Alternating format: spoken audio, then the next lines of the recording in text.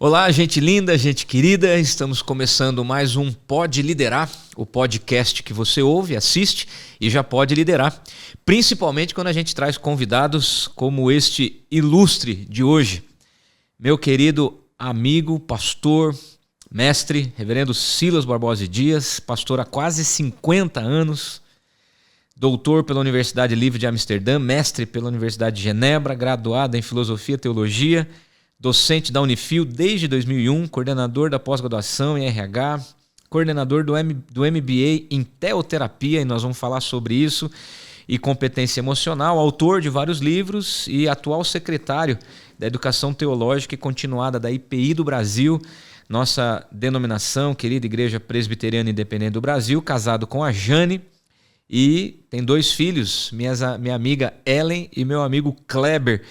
E o Clebinho, meu amigo, a gente deu muito trabalho para o senhor e o pastor Messias lá nos anos 90. O senhor se lembra bem, não? Meio foguete, né? Os 2 foguetes para lá e para cá. O senhor sabe que a gente estava falando agora em off, né? O senhor pastoreou a primeira igreja nos anos de 88 a 94. E eu estava recém-chegado para a igreja, em 89, na verdade, minha família, a gente veio de São Paulo. E a gente cresceu meio junto ali. Eu, o Kleber e o Guilherme, filho do pastor Eber. E João Marcos, filho do pastor Messias, meu amigo, a gente deu trabalho para esses pastores aí. No final do culto a gente fazia aviãozinho com o boletim da igreja, pastor.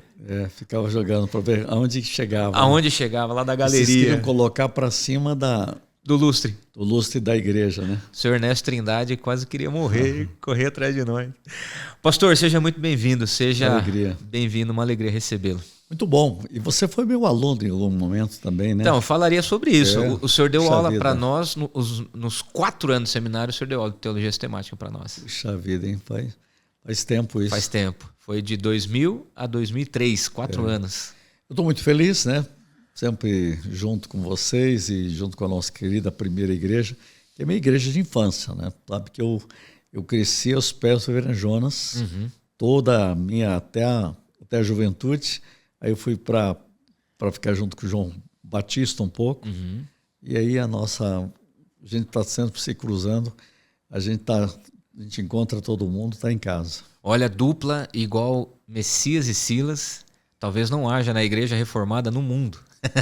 A gente sabe que o Messias falou para mim, foi um dos momentos mais preciosos que nós tivemos nos nossos ministérios, tanto ele como eu, porque realmente a gente resolveu fazer uma revolução e foi feita. Né? E foi feita.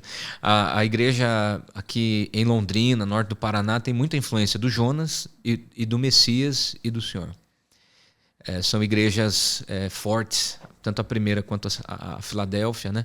São igrejas fortes. A Tarde de Esperança foi um negócio, num certo momento, foi um negócio impressionante. Né? Em vários lugares do Brasil tem, e eu já sei que nasceu aqui. Eu lembro do slogan, ainda há esperança. Ainda há esperança. Fantástico. Porque lá é uma história, dá para você fazer um podcast só sobre essa questão. E se eu trouxer o senhor e o reverendo Messias aqui para falar sobre essa trajetória? Aí você vai precisar de 2 horas. Vamos fazer isso, urgentemente. Pastor, nós vamos precisar delimitar o assunto. Eu falaria sobre tantas coisas, Paul Tillich, Calvino, Lutero e teologia contemporânea, heresias modernas.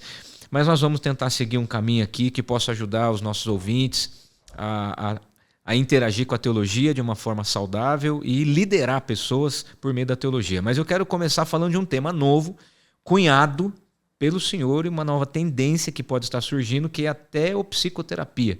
O que é isso, pastor? É algo, para mim, apaixonante. Né? Apaixonante porque eu tenho uma formação em teologia a minha vida toda. Eu comecei a estudar teologia com 17 anos e não consigo parar. Mas, paralelamente, eu comecei a estudar muito psicologia e psicanálise. Eu comecei também com 17, 18 anos. Quando pouca gente falava sobre isso, né? Era quase pecado falar que eu estava estudando psicanálise, né? E foi muito interessante porque eu descobri que a psicologia, eu tenho dado aula de psicologia quase a minha vida toda, e psicanálise, hoje eu sou professor de psicanálise da universidade, mas eu fico pensando que falta sempre alguma coisa. E aí a teoterapia é psicoterapia. É quando você descobre... Bem, eu vou dar um exemplo bíblico para todo mundo entender. A dracma perdida, a mulher estava procurando uma dracma perdida, e para achar a dracma perdida, ela precisou da vassoura, precisou da lâmpada, e a lâmpada precisava de óleo. Qual que é a ideia da teoterapia? Bem, a psicologia tenta usar a vassoura, a teologia tenta usar a lâmpada. Eu resolvi colocar junto, porque se a gente tiver a lâmpada, a vassoura e o óleo, a gente acha mais rápido. Acha o quê? Acha aquilo que se perdeu no ser humano. Há muita gente que está roubado de si mesmo, nunca se tornou plenamente a si mesmo. Só que a psicologia fala isso. Você pega o Jung e diz assim, você precisa aprender a viver a vida não vivida. Você precisa se tornar quem você foi criado para ser. Só que eu tenho uma notícia. O melhor jeito de eu me tornar quem eu tenho que ser é em Jesus Cristo.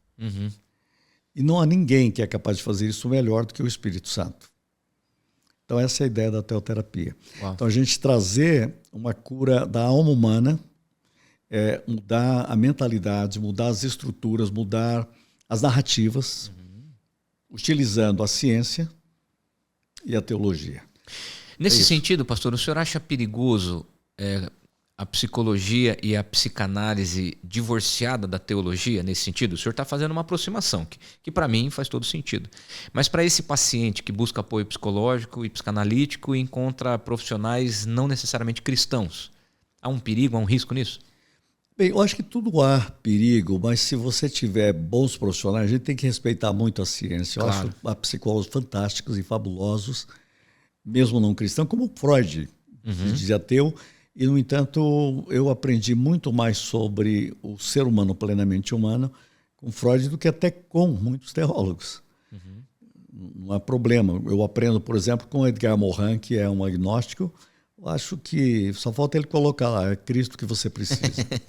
De vez em quando eu coloco, no último livro, assim, eu coloquei, só faltou você falar que o que você disse tudo chama-se Jesus Cristo. Ele não sabe o nome, mas a gente sabe.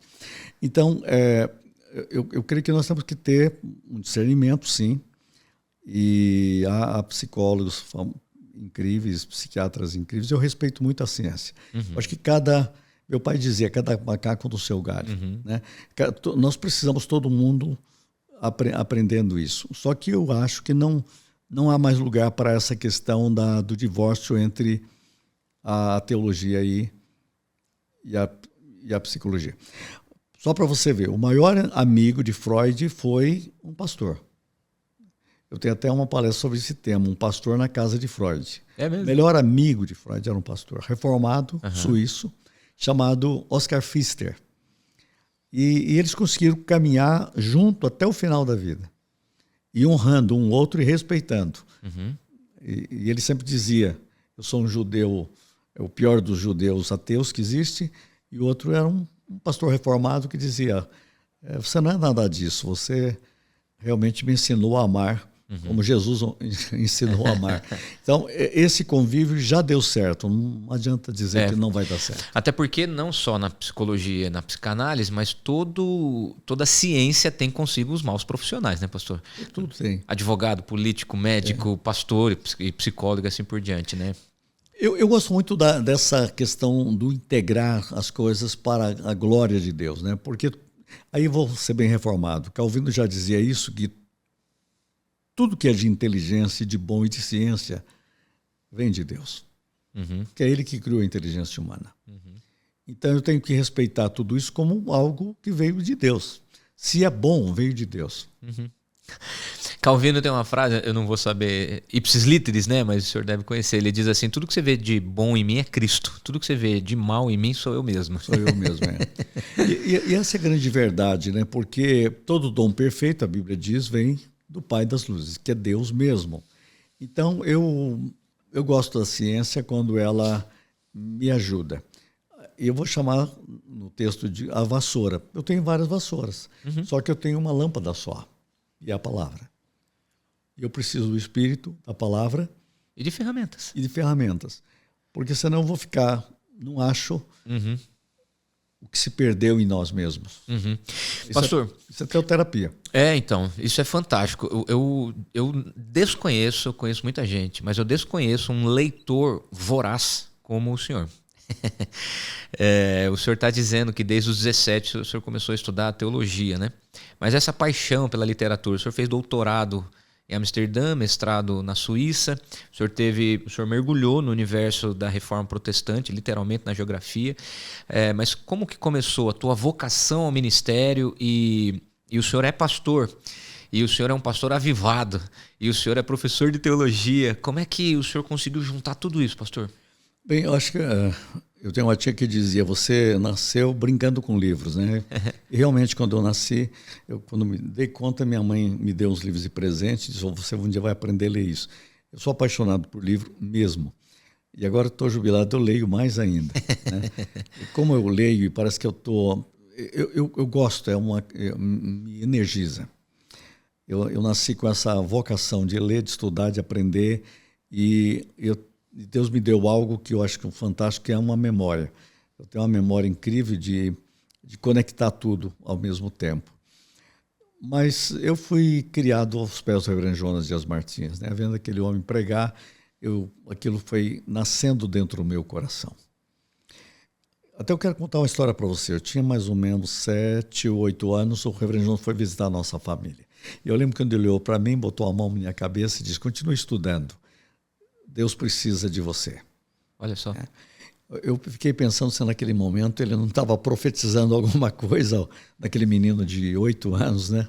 Dizendo, Deus precisa de gente que estude muito para Deus usá-lo. E aquela frase ficou comigo aos 8 anos de idade. Eu creio que está aí. Uhum. Um dos grandes segredos. E o fato que lá pelos 14, 15 anos, o chamado de Deus começou a crescer dentro de mim e quando efetiva esse chamado, é tão interessante que a pessoa que eu procurei foi o Reverendo Messias, aliás, o Reverendo Matias. Tá. Eu fui a Arapongas e bati um papo com ele e ele usou uma frase só, o Deus que chama é o Deus que abre as portas. E eu voltei tranquilo, sabia que as portas se abririam e abriu. E quais foram os principais marcos da caminhada teológica até aqui? O senhor acha que foi a primeira faculdade, ou foram alguns conselhos pontuais, ou foi o mestrado, ou foi o doutorado? O que o senhor acha? Alguns marcos principais assim para chegar onde chegou. Você sabe que é um todo, né? Primeiro, se você pensar comigo, quem mais me marcou pastoralmente, Reverendo Jonas Dias Martins, Reverendo João Batista Ribeiro Neto. Esses dois pastores marcaram muito o meu padrão de pensar pastoralmente. E na teologia, eu comecei a me apaixonar pela teologia. Eu me lembro quando eu comecei a ler, como eu lia muito, eu já comecei, eu queria descobrir o âmago da essência da teologia reformada. Então a minha marca foi uma inquietação de que eu via que muitas vezes não era tão profundo o que os professores diziam. Eu lembro que um professor, quando eu perguntei, falou, o mais que eu posso te entregar isso, você vai ter que sair e procurar em alguns lugares. E é isso que eu creio que Deus foi me dando, aquela fome, aquela sede. Eu tinha um foco, eu quero descobrir os melhores teólogos do mundo. Uhum. Claro que eu fui muito influenciado pelo Antônio Godoy Sobrinho, para mim foi o maior teólogo que a nossa igreja teve, e no nível dele, eu só achei na Holanda, nem na Suíça. Mesmo, eu achei no nível dele, só na Holanda. Uau, né? Que notícia interessante. Eu falei, puxa vida, aquele homem, se tivesse tido contato com esse pessoal aqui, eu imagino como que ele teria voado, né? Uhum. E isso eu digo com muita clareza. Foi uma das pessoas mais preciosas quando ele me deu princípios básicos. E ele estava em crescimento nisso. Uhum. Depois nós ficamos mais longe, um pouco mais, aquele tempo de avivamento e tal, e aí a gente parou de crescer junto, mas é um fato interessante. Mas em São Paulo eu tive um professor que foi fundamental, que chamava Yoshikazu Takiya. Outro, hoje mesmo estava conversando com o Oswaldo Prado, nós somos alunos dos mesmos professores, eram quase da mesma turma, eu e ele. E nós um chamava Carlos está aqui, outro Harvard Snyder, que está vivo ainda, que é um grande missiólogo, autor daquele livro Vinho Novo, Odres Novas. Uhum. Sabe, essas pessoas marcaram muito, muito essa vontade de avançar, de crescer. Essa faculdade foi muito importante. E o Abival, né? O Abival, o Mendonça. Eu tive 4 professores também que marcaram muito a minha vida. Abival, Antônio Gouveia Mendonça e o caso está aqui, Harvard Snyder. O senhor teve aula com Gouveia Mendonça? Mendonça. Uau. Pastor, o senhor está falando de pessoas, né? E lá no fundo a teologia nos habilita a viver nossas relações, né? Com Deus, mas com as pessoas. Uma pessoa que é apaixonada pela vida e me impactou, hoje eu leio menos, mas eu já tive muito contato com a literatura de Augusto Cury. Qual foi o teu contato? Eu conheci Augusto Cury por intermédio do senhor. Aliás, psicanálise, esse termo era técnico, né? De não ser coadjuvante e você ser protagonista e você dominar suas emoções, né? O palco da vida e assim por diante.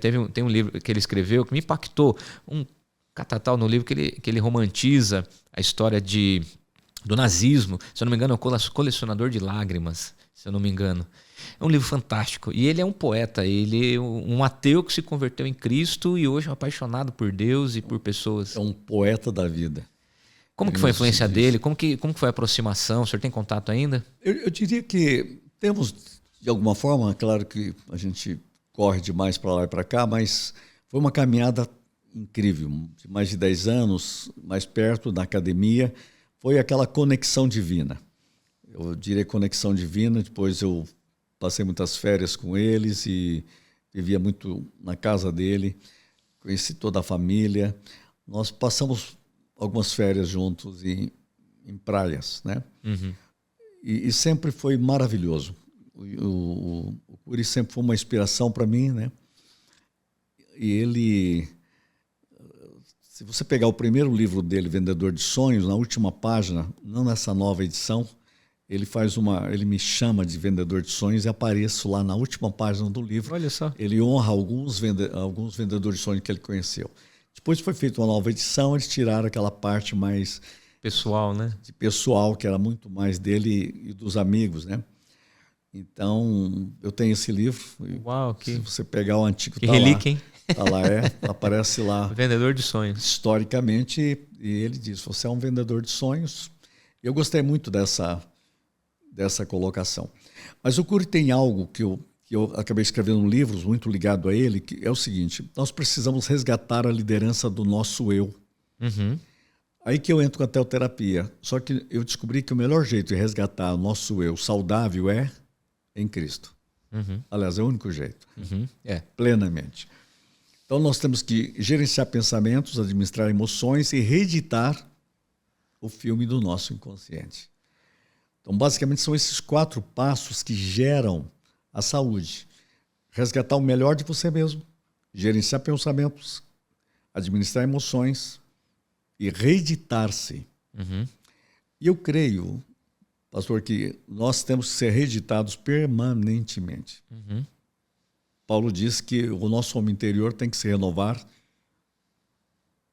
dia a dia. Uhum. E é interessante ouvir de um senhor, que o senhor já é avô, professor já há décadas, 50 anos de ministério. Ainda tem lugar para aprender e crescer, pastor? Olha, eu descobri que uma vez em 1984, eu tive com o Reverendo Jonas e perguntei como está o senhor. Ele disse, ele se levantou e disse, tão bem como se estivesse começando hoje. Uhum. Peguei isso para mim, tá? Uhum. Então eu vou dizer o seguinte, eu estou tão bem como se estivesse começando hoje. Então, dá a impressão que agora que eu estou começando a aprender. E a gente percebe, pastor, o senhor tem sido muito acessível, o senhor está numa posição interessante hoje na denominação. Aliás, eu particularmente acho que a denominação demorou para recorrer ao senhor, a ocupar essa posição que o senhor tem hoje, de influência, de liderança na formação teológica direta, né? Como que o senhor consegue hoje influenciar a formação teológica dentro da denominação? Sabe, esse é um ponto muito importante, porque o que eu vejo, Daniel, é que está faltando teologia. Uhum. eu pego, por exemplo, o nosso material teológico, eu vejo que há muita ciência da religião, falando de teologia, e pouca teologia falando de ciência da religião. Para mim tem que inverter isso. Então, a minha paixão hoje é uma paixão pela teologia, porque é uma paixão por Deus. Eu creio que a educação teológica ela é fundamental e nós precisamos ter uma educação teológica que esteja de acordo com aquela expressão dos 2 discípulos de Emaús. Porventura não ardia o coração quando ele nos falava pelo caminho. Então, eu sou quase radical nisso. Para mim, a educação teológica que não arde o coração não tem nada a ver com Jesus Cristo vivo ressuscitado. Então, para mim, quando eu estudo teologia, meu coração continua queimando. E é isso que tem. Quando eu pego uma teologia que ela é um vale de ossos secos e só barulho de ossos secos batendo, eu estou deixando de lado para não perder tempo. Eu quero alguma coisa que realmente faça arder o coração. E eu penso que aí a nossa Igreja Nacional precisa disso. Essa é uma chave fundamental. E quando nós temos que ter professores e professoras que estejam em chamas. Por pessoas, né? Por pessoas. Em chamas para Deus, em chamas por pessoas. E o senhor transmite isso. Pela ciência, né? Pela ciência humana, claro. Pela ciência da vida. E que reflete no relacionamento. Eu tive um professor que era meu amigo pessoal, o Reginaldo von Zuben, e ele foi professor no último seminário, no último ano da nossa formação aqui, é um grande amigo. Ele no dia que eu me formei, ele estava no altar lá como um dos professores, e ele me abraçou, me beijou, me parabenizou, ele me disse assim, ó, Daniel, não pare de estudar teologia. Não pare de estudar teologia. E todas as vezes que eu me sinto meio raso, pastor, que isso às vezes a gente passa por fase no ministério, né? Eu me lembro do conselho do von Zuben. E toda vez que a gente se encontra, e que hoje está cada vez mais raro, ele fala, e aí, continua estudando. Porque realmente ele continua um professor de teologia, né? É um grande amigo meu também. É, um companheiro, uma pessoa extremamente sensível. Vamos falar um pouquinho então, pastor, até a gente chegar a um dos assuntos centrais que eu gostaria de tratar, que é a igreja de hoje, que me parece um pouco polarizada, hostil, doente, né? Mas vamos falar um pouquinho da origem da igreja reformada, que é a própria teologia reformada. Qual é o efeito ou as implicações da teologia reformada na igreja brasileira? Vamos focar. Qual o impacto da teologia reformada na prática religiosa hoje no Brasil? Sabe que eu tenho pensado muito numa frase de Rubem Alves, né? Rubem Alves dizia que a teologia reformada não tinha chegado ainda no Brasil. De vez em quando eu começo a achar que não chegou mesmo, sabe? Porque quando você vai na essência, aqueles grandes princípios da reforma, eles estão bem perdidos. E as pessoas criaram uma outra coisa por aí, que é uma espécie... O Antônio de Godoy falava muito isso, do escolasticismo protestante. Quer dizer, fica muito assim, numa racionalidade de ideias sobre a reforma, porque uma coisa é você falar de Deus, outra coisa é você falar com Deus, e essa realidade da presença de Deus na caminhada teológica. Então, a teologia reformada precisa ser, na minha visão, redescoberta. Eu vou dar um ponto para você. Eu acabo de fazer um curso na Universidade de Genebra, que eles fizeram lá um curso chamado A Recepção de uma Reforma, para falar sobre Calvino e a Reforma. Aí o professor de teologia reformada, aposentado lá, é convidado para falar, e ele disse, na minha opinião, 2/3 da teologia de Calvino tem a ver com o Espírito Santo. 2/3? 2/3. Então, se você pegar as institutas, 2/3 está falando do Espírito Santo. Isso me assustou. Eu falei, puxa, nunca me ensinaram isso. Eu vou olhar com outros olhos agora. Então, não chegou para nós isso. Não chegou para nós. Eu não quero aqui glorificar os reformadores, eles eram humanos e eles falharam, eles estavam sendo trabalhados por Deus. Se a gente, hoje, ainda tem muita coisa para mudar, você imagina o que era lá, né? Então, mas os princípios, os grandes princípios da reforma são fundamentais. Por exemplo, o aspecto da cristocentricidade. Me parece hoje que estamos debaixo de uma situação polarizada de um cristianismo sem Cristo. Você que consegue, você trabalha tanto na pregação como no louvor e adoração, tem hora que você tem que dar uma parada para ver onde está Cristo nas canções. Mas se não tem Cristo nas canções, nas composições, porque não tem Cristo nos púlpitos. E se não tem Cristo nos púlpitos, não tem Cristo nos seminários. Então, onde está? Então, nós fomos perdendo isso. Nós estamos tendo muito um parecer à igreja de Laodiceia. Jesus fora e batendo na porta diz, tem alguém aí querendo ter comunhão comigo? Então, me parece que esse é o grande problema e esse foi o ponto fundamental da reforma. Descobrir o caráter de Cristo. E ao longo do tempo, quando você descobre alguns teólogos reformados, a chave é Cristo. O meu orientador de teologia, hoje começa agora a escrever os grandes livros da Holanda, o primeiro livro dele tem esse título, Cristo, o coração, Cristologia, o coração de toda a teologia. Olha, isso é reformado. Olha só. E Calvino tinha essa percepção da cristocentricidade, mas ao mesmo tempo ele tinha 2/3 de seu conteúdo relacionado ao Espírito Santo. E não chega para nós. O que chega para nós, pastor, para falar bem a verdade, né, é o protesto da reforma, porque a reforma foi agressiva, né, as 95 teses, a excomunhão de Lutero, os próprios calvinistas, muito mais radicais do que o próprio Calvino, mas o que chega para nós é essa racionalidade, são expressões fechadas que contundem contra as correntes teológicas, e parece que nós herdamos esse protesto, essa alma protestante de que questiona, de que confronta, e hoje a polarização e essa hostilidade a gente vê nos púlpitos, a gente vê nas relações humanas, ou seja, falta teologia nos nossos relacionamentos. Como que o senhor vê essa influência de Calvino em calvinistas muito mais radicais, e nós parece que a gente é mais calvinista do que o próprio Calvino? Será que chegou a esse ponto? É interessante que você tem sempre essas polaridades, né? A Idade Média ela é escolástica e a Renascença vem contra esse escolasticismo. O que é escolástico? É que tudo racional, tudo matemático, certinho, e a Reforma traz um novo fôlego.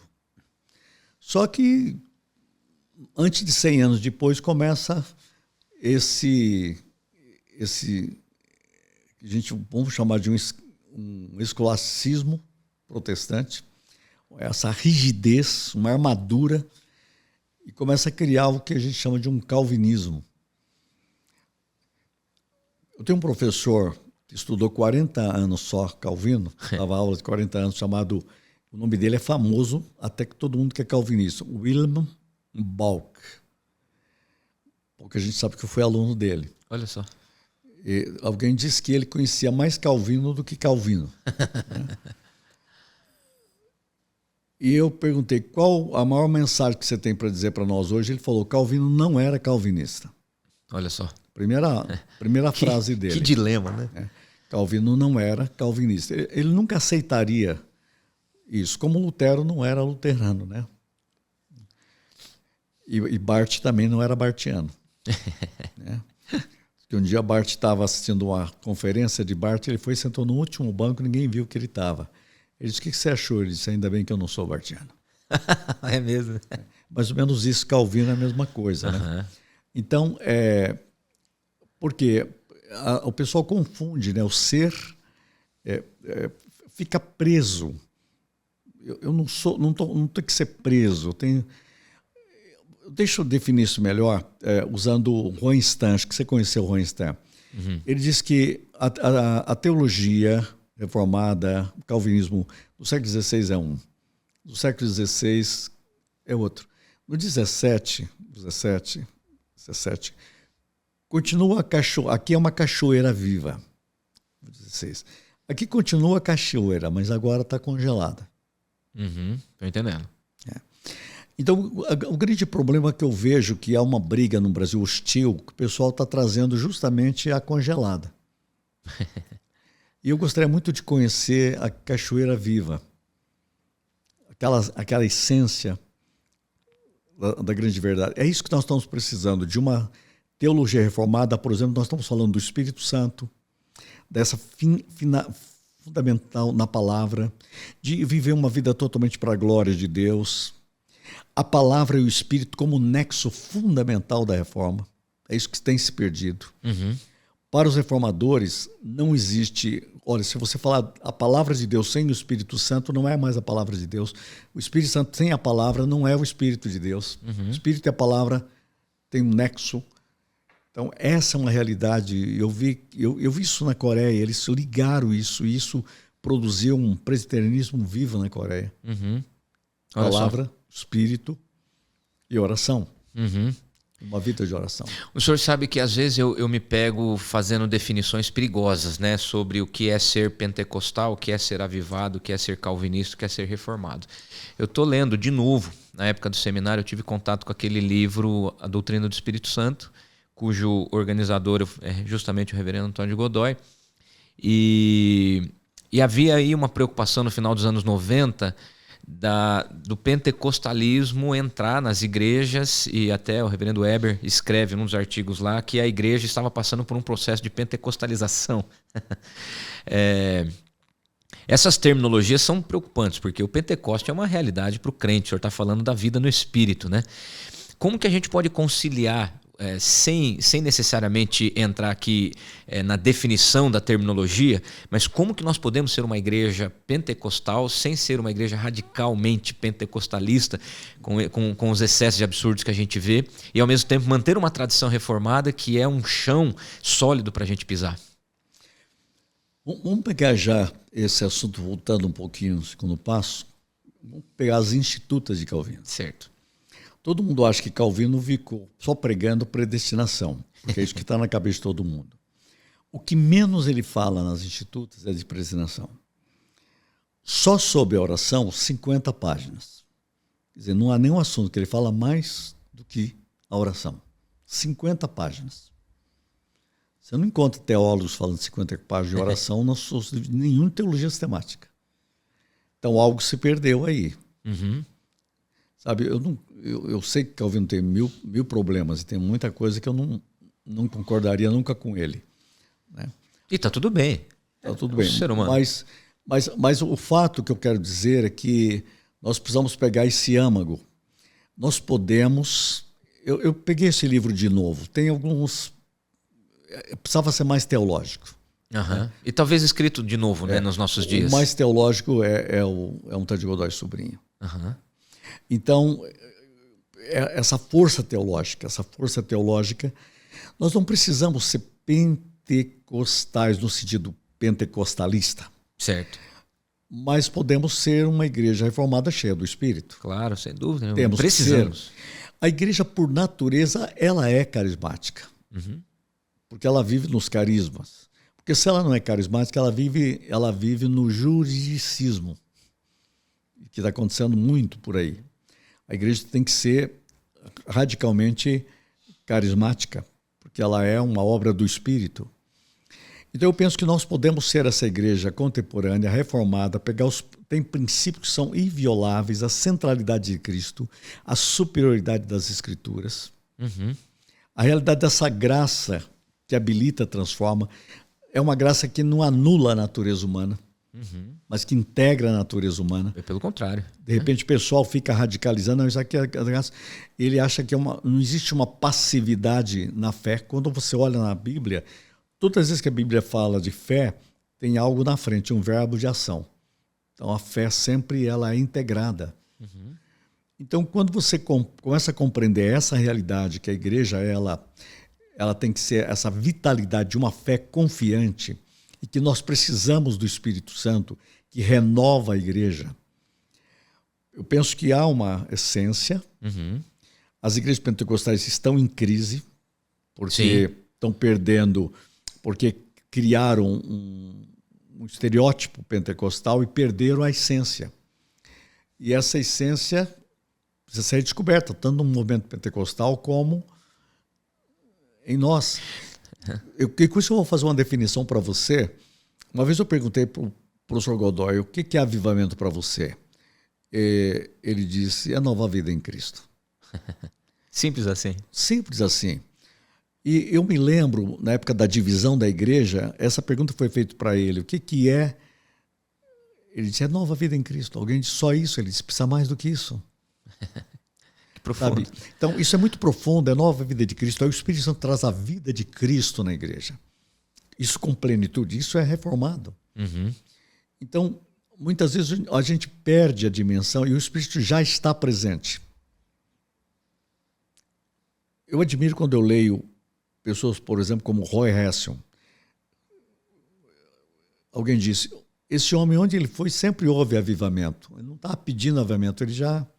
Porque ele vivia o quê? Viveu a senda do Calvário. Viveu a vida de quebrantamento, na dependência de Deus. Isso acontecia. Então, essa é a vida que nós precisamos ter como igreja. Uhum. Pegar essa essência que tem se perdido. Porque senão a gente vai começar a ficar inventando coisas, Uhum. mas a essência se perdeu. Eu concordo plenamente com o senhor. Eu até acho que esse livro que nós estamos mencionando agora, ele é fruto de uma preocupação na ocasião e que talvez ele pudesse ser escrito hoje de novo com novas preocupações. E está escrito lá no livro isso, que ele precisa ser continuado. Uhum. Porque nós vivemos em novo momento.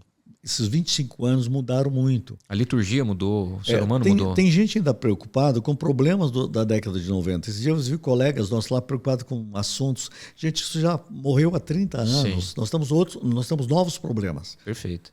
E temos que saber o que fazer agora. E as novas gerações, naturalmente, acabam se conectando com religiões um pouco mais modernas, né, com uma proposta um pouco mais comportamental. Aliás, talvez seja esse um assunto que a gente possa abordar agora, pastor, do perigo desse neopentecostalismo que nós estamos vendo hoje, muito relacionado com neurociência, muito relacionado com prosperidade, né? Se por um lado, no livro mesmo nós estamos mencionando o termo neopentecostalismo era novo naquela época, mas se perpetuou, né, como um tipo novo de pentecostalismo muito mais voltado para as emoções e para as sensações, e agora nós temos uma nova geração que não está muito disposta a conectar com a tradição, mas com aspectos mais sensoriais do culto cristão hoje. O que a gente pode fazer para reverter esse quadro, pastor? Você falou uma palavra aí que para mim é perigosíssima, que é o neopentecostalismo. Acho que nós tivemos um problema, de um lado, liberalismo, temos ainda muita gente no excesso conservadorismo, mas para mim o maior problema hoje é o neopentecostalismo. Isso. Porque ele está vindo com muitas novidades.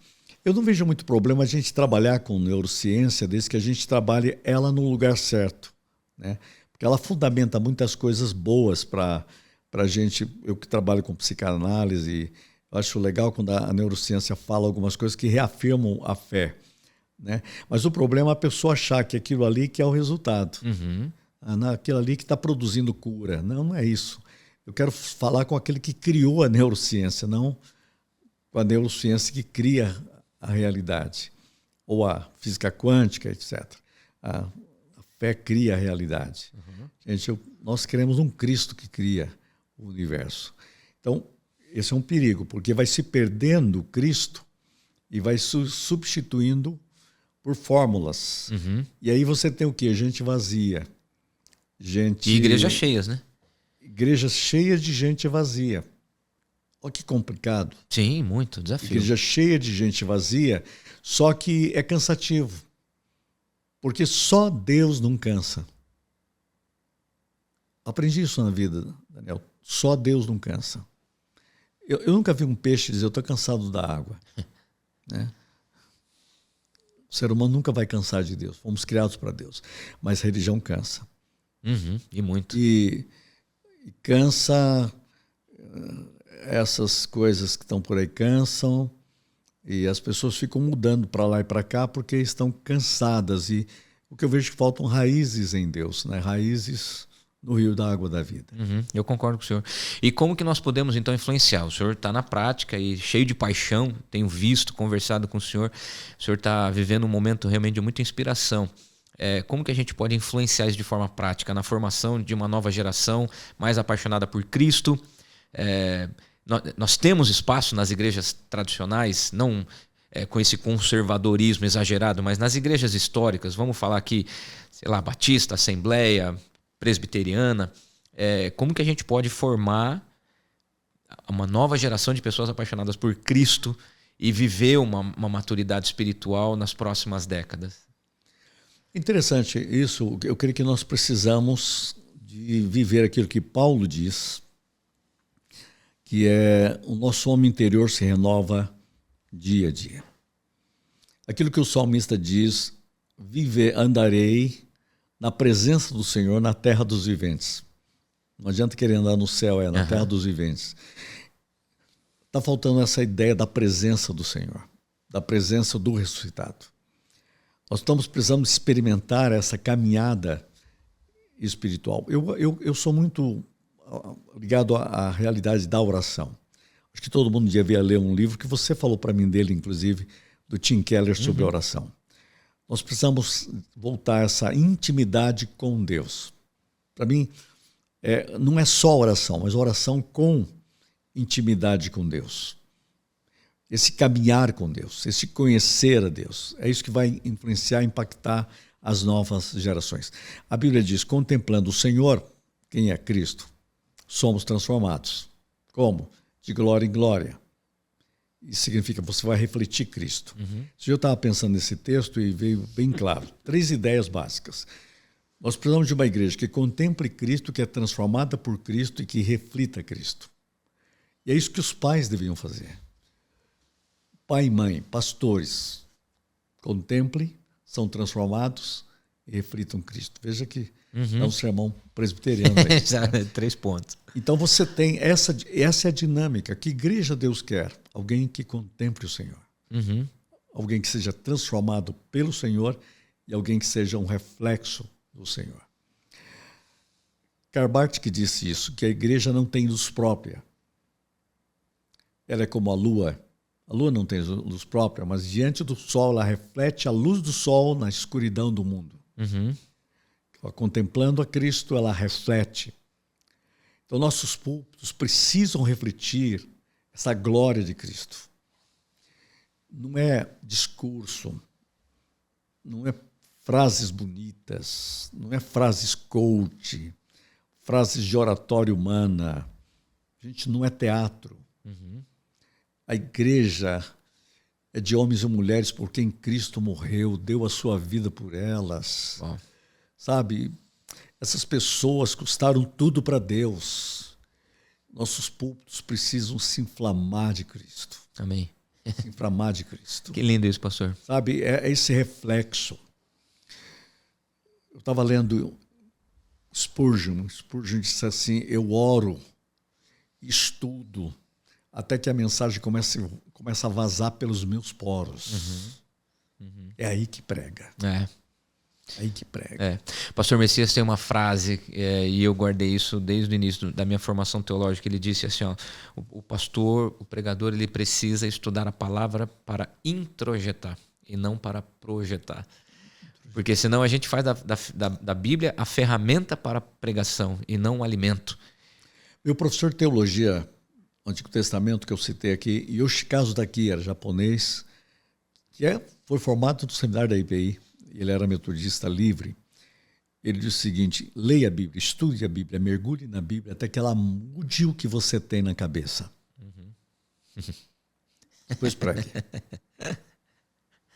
É deixar ser transformado por aquilo que você está pregando mesmo, né? E Lutero disse isso, vamos voltar na Reforma. Minha consciência é cativa da palavra de Deus. Então, nossos púlpitos precisam da palavra. Tá. Eu concordo com o senhor, né? Já partindo para o nosso encerramento, né, pastor? Um assunto que para mim eu acho nevrálgico e central. As igrejas históricas estão em declínio e novas igrejas, as churches, sem entrar no mérito, não quero generalizar, eu conheço pastores seríssimos, igrejas seríssimas, mas nós temos uma realidade das igrejas históricas em decréscimo, a nossa inclusive, os dados recentes mostram, e essas churches, comunidades, sem necessariamente ter um lastro na tradição reformada e assim por diante, algumas dessas igrejas enchendo. Como que a gente pode... É possível, o senhor acha, em primeiro lugar, é possível reverter esse quadro sem causar uma divisão na igreja evangélica brasileira? Eu creio que é possível. Os dados estão mostrando que pela primeira vez a igreja parou de decrescer nos Estados Unidos. Alguma coisa está acontecendo. Uau, interessante. Segundo dado, é que pela primeira vez os homens estão voltando para a igreja mais do que em qualquer outra época. Ninguém sabe ainda por quê. Os homens, Sim. Não só as mulheres indo para a igreja. Eu creio que há uma mudança e é um sopro do Espírito Santo. Eu vejo muitos pentecostais procurando teologia mais reformada. Consistente. Muito triste, mais do que experiências, né? É triste que muitos estão encontrando aí um calvinismo engessado, ossos secos. Não vai virar. Sabe? É uma hora difícil. É a hora de igrejas vivas, reformadas, mostrarem que é possível e viver isso. Essas igrejas, na minha visão, que vão fazer a diferença. Igrejas com princípios reformados profundos. Mas com coração incendiado. Concordo plenamente. Esse coração que faz arder o coração. Eu tenho uma frase, para você fazer uma pergunta de uma frase, eu vou fazer essa frase já. Vai sair agora a Bíblia, 120 anos de educação teológica no Brasil. Em comemoração à Bíblia, 120 anos da nossa igreja. E eu escrevo um texto dessa Bíblia, aquela abertura. Eu fiquei pensando, eu queria uma frase que fosse de impacto. Eu vou falar a frase que vem no meu coração. Quando a nossa paixão por Deus seduz a nossa razão, nasce a educação teológica. Olha só, que pesado. É isso. Nós precisamos de pastores, de pregadores, que a paixão por Deus seduz a razão deles e a vida deles e preguem a Bíblia com a totalidade do ser, a totalidade da vida. Eu penso que essa é a igreja que o mundo vai dizer, é aí onde eu quero estar. E essas igrejas estão aí, pastor? O senhor acha que essas igrejas estão aí? Esses líderes estão por aí? Está vindo. Eu tô acreditando em uma geração nova chegando, você é um deles. Amém. Eu acho que nós precisamos... Eu quero, enquanto viver, refletir isso. Nós podemos ter uma teologia viva apaixonada. Sabe que a minha proposta qual é? Quando você falou da minha função, uma teologia viva. Uma teologia reformada viva. Essa é a minha proposta. Que fundamenta a razão na educação teológica. Não necessariamente, o senhor falou, né, de professores e teóricos que falam de Deus, mas que não se relacionam com Deus. Você pega o Salmo 23, são 6 versículos. 3 ele fala assim, ele é o meu pastor, ele me faz descansar, fala sobre ele. No 4 ele diz assim, tu estás comigo. Olha, já mudou tudo.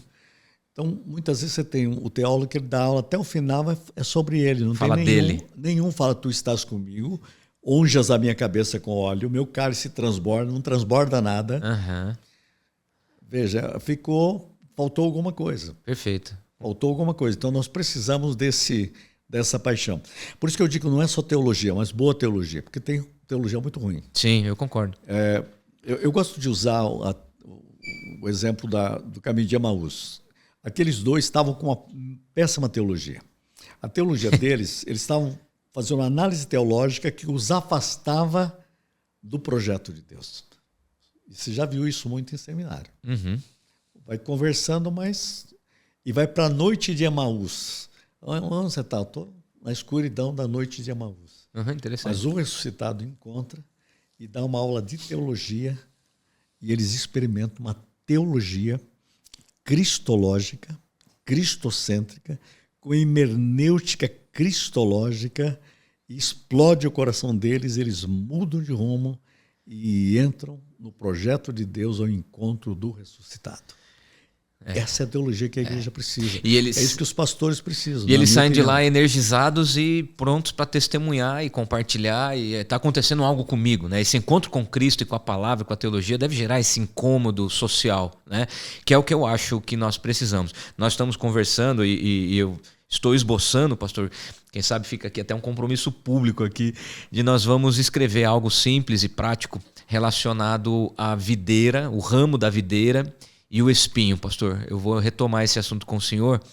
Aquela frase sua é pesada, hein? Quem não é ramo da videira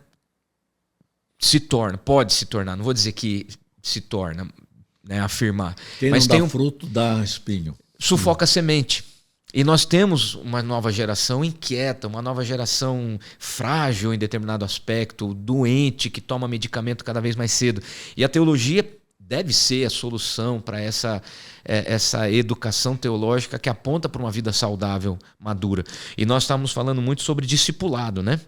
Talvez o caminho seja o discipulado, que foi o que Jesus fez no caminho de Emaús com aqueles homens, de entrar na vida, fazer uma refeição, um relacionamento produtivo e que gera uma transformação de dentro para fora, coração que tirou queima. O cansaço, né? O lamento, né? A lamúria. E eles correm para Jerusalém, quando chega lá, Jesus já está esperando, porque ele sempre está esperando você quando você tem uma nova atitude. Fantástico. Qual que é o projeto pessoal que o senhor está vivenciando e sonhando com um futuro próximo a realizar? Eu quero escrever mais. Só acho que chegou a hora de escrever mais teologia, de pensar com mais força essa realidade. Eu creio que nós temos que ter um conteúdo de fé cada vez melhor. Eu tô muito apaixonado por esse momento. Acho que eu tenho crescido cada vez mais nessa intimidade com Deus. Para mim é fundamental intimidade com Deus e crescimento intelectual, de aprendizado. E você que é jovem, quero dizer a todos os jovens, estudem muito. Porque o que me preocupa muito na idade que eu estou, é olhar, ver que muitas pessoas não cresceram espiritualmente e não cresceram intelectualmente também. Uhum. Sabe? Há um mundo maravilhoso pela frente, há coisas maravilhosas para aprender, e nós precisamos fazer uma diferença. Você que está me ouvindo agora, você faz parte de uma geração e que agora o bastão está na sua mão. Está na hora de correr. Porque o mundo precisa de homens e mulheres comprometidos com o Deus do reino e com o reino de Deus na vida. Amém, amém. Obrigado, pastor. Sensacional. Realmente, talvez a gente possa voltar mais vezes para abordar assuntos mais específicos, né? Mas fica aqui o meu compromisso pessoal como filho, como discípulo, como amigo, como alguém que te admira de uma forma muito especial. Eu vou carregar o bastão, pastor. Eu vou honrar o teu ministério, o ensinamento que eu tive na minha infância, a amizade que eu tive com os teus filhos. Passei 3, 4 horas com o reverendo Messias, ali choramos juntos, e eu fiz essa mesma promessa para ele. Nós vamos carregar o piano. E eu quero ser alguém dessa geração que honre a geração anterior para gerar frutos para uma próxima geração. Então fica aqui o meu respeito, a minha gratidão e o meu incentivo. Escreva, pastor, nós vamos consumir a tua literatura. Muito obrigado. Palavras finais, pastor. E lembra-nos uma coisa para terminar. Normalmente numa corrida, os últimos são os mais velozes, que são colocados. Então a velocidade está na mão de vocês, essa próxima geração. Estou muito feliz por estar aqui. Eu tenho sido treinado por Deus para ser um mestre em teologia. Amo a igreja, amo o pastoreio, amo as pessoas e creio que enquanto Deus nos der vida, nós queremos celebrar a glória da sua presença e ser transformado. E vou dizer uma coisa para cada um que está nos ouvindo. Você pode ser uma melhor edição de você mesmo em Cristo. Amém. Amém. Obrigado, pastor. Ficam aqui estes ensinamentos fantásticos para a vida. Você que é nosso ouvinte, acompanha, você sabe do nosso desejo de ajudar você a adquirir ferramentas para liderar a si mesmo, liderar a partir da sua experiência. Hoje você teve uma aula de teologia, reverendo Silas, um pai, um pastor, um amigo, um conselheiro e alguém que você vai poder consumir sua literatura nos próximos anos. Deus te abençoe. Este foi mais um episódio do Pode Liderar, podcast que você ouve e já pode liderar. Um forte abraço, nos vemos. Até mais. Tchau.